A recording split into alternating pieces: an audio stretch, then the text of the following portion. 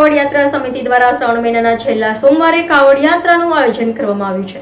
શ્રાવણ મહિનાના દર વર્ષે શ્રાવણના મહિનામાં લાખોની સંખ્યામાં લોકો સમગ્ર ભારતમાંથી કાવડમાં ગંગાજળ લઈને પદયાત્રા કરીને ભગવાન ભોળાનાથના મંદિરમાં જઈને તેમના પર જળ અર્પિત કરે છે। આ યાત્રાને કાવડ યાત્રા કહેવામાં આવે છે અને આ લોકોને કાવડિયા કહેવામાં આવે છે।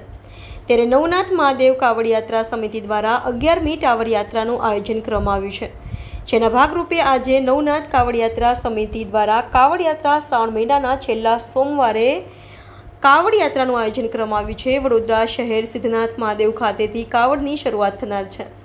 આ કાવડ યાત્રા સિદ્ધનાથ મહાદેવ મંદિર ખાતેથી સવારે 7 કલાકે કાવડ યાત્રા પ્રસ્થાન થનાર છે। ત્યારે આ કાવડ યાત્રામાં મોટી સંખ્યામાં શિવ ભક્તો કાવડ યાત્રામાં જોડાનાર છે, જેને લઈને આજે નવનાથ કાવડ યાત્રા સમિતિ દ્વારા અને આખરી ઓપ આપવામાં આવી રહ્યો છે। 2014 થી નવનાથ મહાદેવની કાવડ યાત્રા નીકળી ગઈ છે। આજે આ વર્ષે 11મી કાવડ યાત્રા છે। આવતીકાલે શ્રાવણનો છેલ્લો સોમવાર, દર્ભ અમાસ, સોમવતી અમાસ।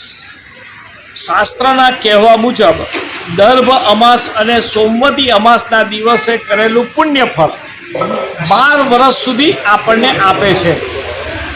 આપણે બધા ભાવિક ભક્તો વડોદરાના ભક્તો છે। વડોદરાની નગરી, નવનાથની નગરી, શિવની નગરી, સંસ્કૃતિની નગરી, કલા નગરી હોવાના કારણે મહાદેવની આપણા પર વિશેષ કૃપા છે, કારણ કે દુનિયામાં નવનાથ મહાદેવ માત્ર ને માત્ર વડોદરા શહેરમાં છે। આવતીકાલે જે કાવડ યાત્રા નીકળશે એમાં આપણે ઉજ્જૈનથી ભૈરવ જ્યોત આવવાની છે અને એ બી પરમ પૂજ્ય ભગીરથ મહારાજ લઈને આવવાના છે। કાવડ યાત્રા વિજયજી મહારાજના નેતૃત્વમાં નીકળશે, પણ આ જે કાવડ યાત્રા છે, આ કાવડ યાત્રાની તૈયારી અત્યારે ચાલુ છે। કાવડ બંધાવવાના શરૂ થઈ ગયા છે। કાલે વડોદરા શહેરમાં રંગે ચંગે અને ધૂમધામથી કાવડ યાત્રા નીકળશે। આપણને આ ખબર છે, આપણે અત્યારે દુઃખના દિવસમાંથી પસાર થઈ રહ્યા છે, પરંતુ મહાદેવની ભક્તિ કરવાની છે। આપણે આપણી લડાઈ કાલ પછી લડીશું, પણ કાલે મહાદેવની ભક્તિ કરી, જે વડોદરાના રક્ષક દેવ છે એવા નવનાથની ભક્તિ કરી આપણે સૌ જીવને શિવ તરફ લઈ જવાનું ને વડોદરા શહેરના નાગરિકોની સુખાકારી રહે।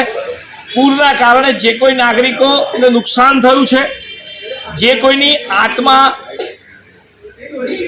કૈલાસવાસી થયા છે 8 જણા, આ તમામની આત્માને આપણે ભગવાનને પ્રાર્થના કરી છે, મહાદેવને, કે એમની આત્માને ચિર શાંતિ આપે, પરિવારજનોને પણ સુખ શાંતિ આપે, એમના આત્મા એમને પણ દુઃખ સહન કરવાની શક્તિ આપે।